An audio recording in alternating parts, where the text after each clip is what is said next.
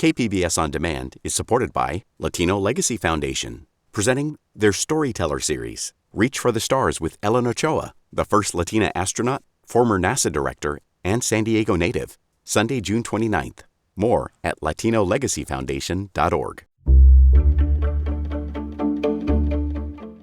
Good morning, I'm Debbie Cruz. It's Friday, November 1st. Democratic and Republican leaders unify behind anti-DeMaio message. More on that next. But first, let's do the headlines. Starting tomorrow, there will be more vote centers open for San Diegans to cast their ballots. From tomorrow until Monday, over 200 vote centers and the registrar's office will be open daily from 8 a.m. to 5 p.m. Then on Election Day on Tuesday, the centers will have extended hours. For more information about the election, visit our Voter Hub at kpbs.org/voterhub. More fall weather is in store for us through the weekend. Today there will be clear skies, but there's a chance of rain starting overnight tomorrow. In the inland and coastal areas today, temperatures are expected to be in the high 60s. In the mountains, in the high 50s, and in the deserts, it's expected to be in the high 70s. And don't forget, this weekend, daylight saving time ends. That means at 2 a.m. Sunday morning, the clocks will fall back an hour. So make sure to change your clocks before you go to bed tomorrow. The 41st Breeders' Cup World Championship races are happening in Del Mar today and tomorrow. At this weekend's event, more than $34 million in purses and awards are being offered, including the $7 million Breeders' Cup Classic. It runs from 9 this morning until 5 p.m. and 7:30 a.m. to 4 p.m. tomorrow. The Breeders' Cup kicks off 5 weeks of racing for the Bing Crosby season. From KPBS, you're listening to San Diego News Now. Stay with me for more of the local news you need.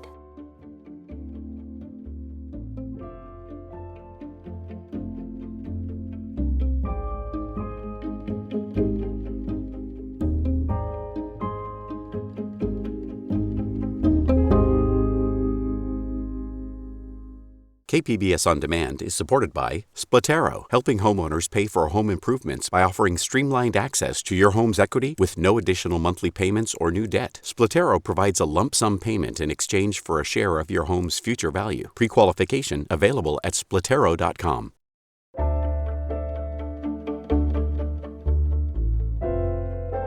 A bipartisan group of San Diego County politicos gathered earlier this week to denounce local Republican Assembly candidate Carl DeMaio. Reporter Scott Rodd said they encourage voters to support his opponent in the race. In an election year marked by deep political divisions, there is one message that has unified some Republican and Democratic leaders. Don't vote for Carl DeMaio. DeMaio is running for the open assembly seat in District 75, which spans most of East San Diego County, including a 50-mile stretch of the U.S.-Mexico border. Half a dozen speakers at the press event criticized DeMaio's campaign tactics and encouraged voters to support his fellow Republican opponent, Andrew Hayes. Lorena Gonzalez is president of the California Federation of Labor Unions and a former Democratic Assembly member. He is so far out of touch. He has been such an egomaniac and has done such damage to working people. Meanwhile, Republican County Supervisor Joel Anderson claimed DeMaio's campaign is trying to deceive voters. When you get a mailer from Carl DeMaio and it says that he's law enforcement's choice, then why didn't he get their endorsement? DeMaio's campaign declined an interview request. A spokesperson in a text message said the press conference amounted to, quote, a bunch of last-minute false attacks by career politicians and political party operatives. The Republican Party of San Diego County organized the event. Scott Rodd, KPBS News. There's an alphabet soup of sales tax measures on the North County ballot this election. Measures K, I, Q, and X. North County reporters Tanya Thorne and Alexander Nguyen teamed up to explain them. 4 different sales tax measures are being taken up in the North County. Hi, I'm Tanya Thorne. And each with a goal of generating new funding for different services. I'm Alexander Nguyen, and we cover the North County. We'll start with Oceanside, where residents will decide on the renewal of Measure X. This is a half-cent sales tax measure that was already approved by voters in 2018 and is set to expire in April 2026. If passed, Measure X would be extended for 10 years. Here's Assistant City Manager Michael Gossman talking about how Measure X has been used already. We've paved over 500 lane miles of roads. We've added an additional homeless outreach team. We have built a new fire station 1. We replaced a fire training tower. So we've done a lot with it. The tax rate would stay the same, and the money would be used for similar projects. Measure X is supported by Oceanside City Council, the Firefighters Association, and San Diego County Taxpayers Association. But it's opposed by Reform California, which is opposing every tax measure on the ballot, saying none of the money will be spent as promised and instead would go to bloated city salaries and pensions. And heading inland, the cities of San Marcos and Escondido both have 1 cent sales tax measures on the ballot. Both say they need the extra money to fund essential services, such as firefighters and police. In San Marcos, the city council placed Measure Q on the ballot to raise more revenue for the city services because of population growth. This year, the city needed to cut services to balance the budget. The San Marcos Fire Department has needed a 5th fire station since around 2017. We've done 2 standards of coverage studies. So as the city has grown, the fire department's call volume has nearly doubled. That was Brad Pearson with the San Marcos Fire Department. He says Measure Q will help the city maintain vital public services and infrastructure. The San Diego Taxpayers Association endorsed the measure, saying if it doesn't pass, it could affect the quality of life for San Marcos residents. Measure Q is expected to raise $20 million annually for the next 10 years. It is endorsed by the San Marcos Chamber of Commerce, the San Marcos Professional Firefighters Association, and there is no major opposition. Now in Escondido, the 1 cent sales tax Measure I started as a citizens' initiative. But the city council voted to place it on the ballot to make it onto the November ballot. Escondido faced similar challenges as San Marcos, but the root of the problem runs deeper. For the past few years, the city has been spending more than it gets in taxes. It closed the budget gap by using one-time funding sources and cutting services, but those options have run dry. The Taxpayers Association endorsed the measure, but with an asterisk. Henny Hong is the association's president. We endorsed it because there's an urgent need. Escondido's cut to the bone here, but we also said that it requires major structural reform in Escondido so that they aren't reliant on this in perpetuity. Escondido Mayor Dane Weiss says the revenue is needed for critical services, things like basic repairs to storm drains, streets, and sidewalks, as well as emergency services. He says there is no other revenue sources for the city to tap into. Next year is a little bit frightening. So, we can't just continuously cut our way out of a budget deficit, and this is a way to do that and more. Measure I is supported by the Escondido Firefighters Association, the Escondido Police Officers Association, and the Escondido Chamber of Commerce. It would sunset in 20 years and is expected to raise $28 million annually. And back on the coast, Encinitas is the next city taking up a new sales tax measure. Measure K. It is a 1 cent sales tax increase that brings Encinitas sales tax to 8.75% and could generate $15 million every year. The revenue would go towards infrastructure needs such as beach protection, street and park maintenance, and emergency services. The measure was endorsed by the San Diego County Taxpayers Association. Here's Henny Hong again. It gets more expensive for taxpayers if we spend money on it later after things start to go awry. But there's been some pushback on Measure K. Some residents have concerns about the transparency of how the funds will be spent. Jim O'Hara is a city council candidate for District 2. He thinks the tax could hurt Encinitas businesses. It causes them to be at a place where they're going to lose customers. It digs into their margins, and it, in the end, will give them fewer customers and less revenue to build off of. He's also worried about the impact on residents. So we're living in a time where the cost of living is constantly going up here in Encinitas. And piling onto that at this time just doesn't make a lot of sense, especially for our economically challenged here in Encinitas. Because these sales tax measures are considered a tax increase, they only need a simple majority to pass. The question is, will voters approve them considering inflation and housing costs? In North County, I'm Alexander Nguyen. And I'm Tanya Thorne, KPBS News.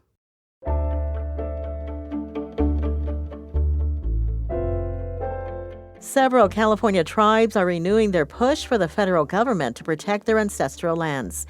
Imperial Valley reporter Corey Suzuki says they are urging the Biden administration to create 3 new national monuments across the state before the end of the year. From high in the air, Donald Meader Jr. looks down at an old gold mine.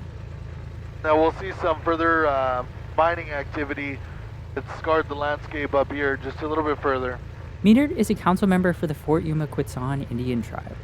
We're in a small propeller plane turning east into the sunrise. Below, we can see thousands of acres of desert, mountains and canyons, and in the distance, the shimmering Colorado River.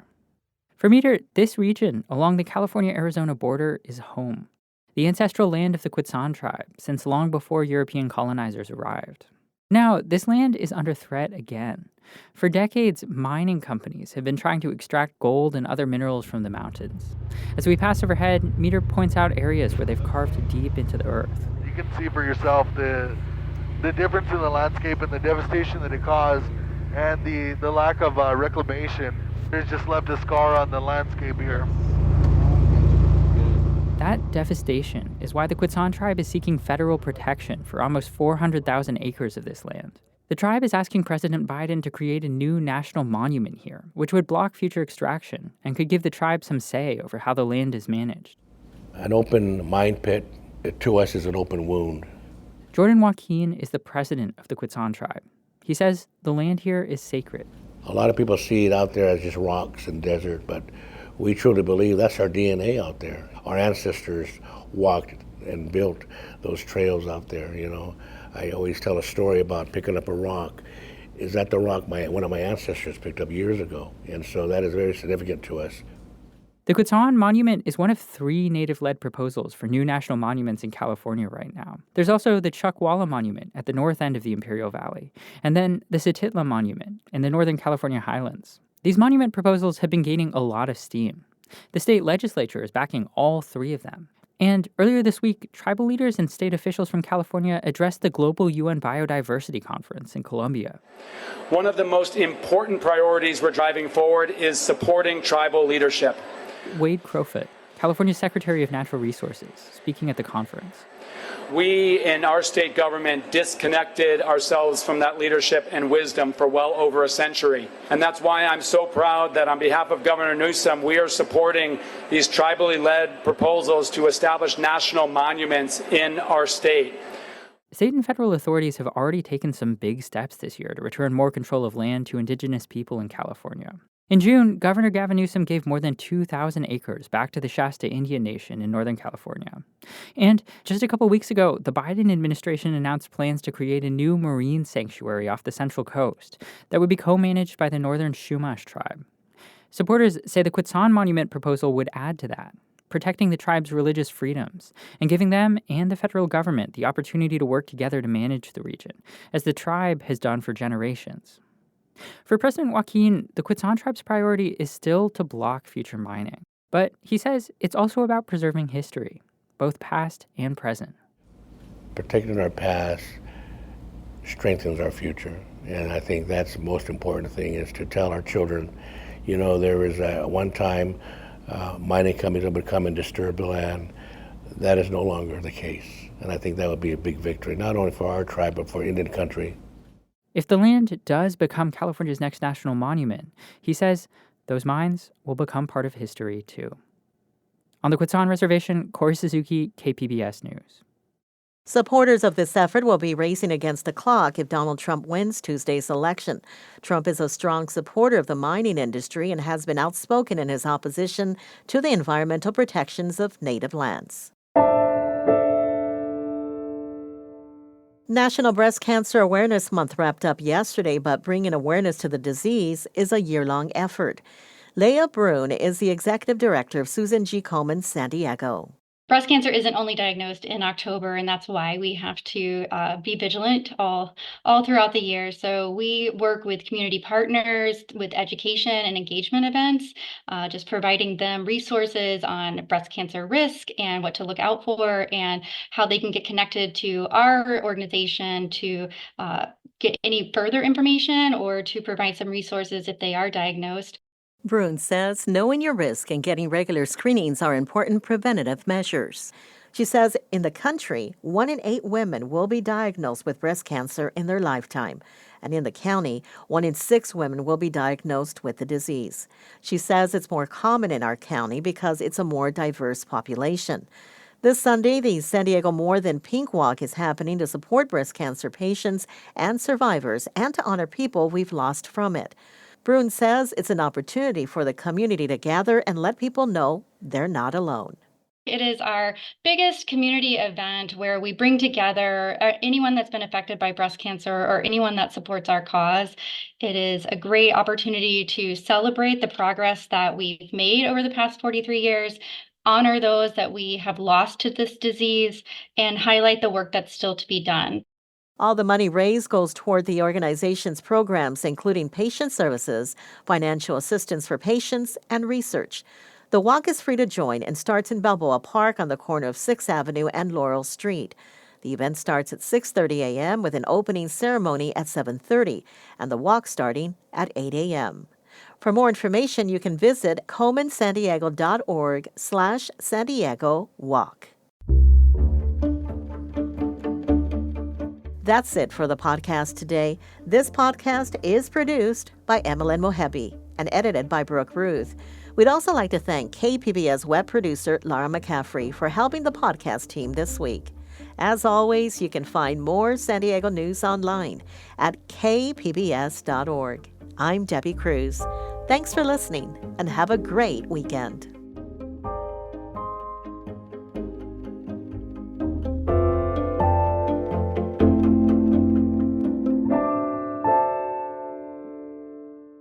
KPBS On Demand is supported by the San Diego County Toyota dealers, presenting the new 2025 Camry with refined design and performance. Visit your local Toyota dealer to learn more about all the features the new 2025 Camry offers. The San Diego County Toyota dealers. We make it easy.